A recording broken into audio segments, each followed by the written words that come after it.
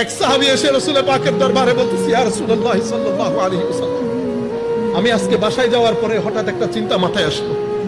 কি? ইয়া রাসূলুল্লাহ, আমরা দুনিয়াতে থাকতে যখন ইচ্ছে করে আপনার দরবারে চলে আসি, যখন ইচ্ছে করে আপনার দরবারে আপনার জিয়ারত নসিব হয় ইয়া রাসূলুল্লাহ, আপনার চেহারা দেখতে পাই। কিন্তু আমি মনে মনে চিন্তা করতেছি, ইয়া রাসূলুল্লাহ, যদি মারা যায় তো আপনি তো আপনার র্যাঙ্ক অনেক উপরের হবে, আমি আপনাকে কোথায় খুঁজবো ইয়া রাসূলুল্লাহ?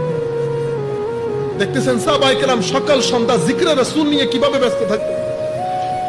সাহাবী এই প্রশ্ন করলেন, আমার আল্লাহ কোরআনের আয়াত নাযিল করে দিয়েছেন, আমার আল্লাহ কোরআনের আয়াত নাযিল করে দিয়েছেন। ওই আয়াত মাআল্লাযীনা সিদ্দীক ওয়া শুহাদা ওয়া সালিহিন ওয়া হাসুনা উলাইকা রাফিকা।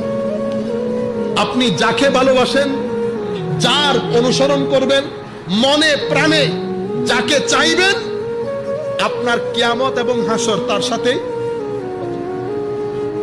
সাহাবায়ে কেরাম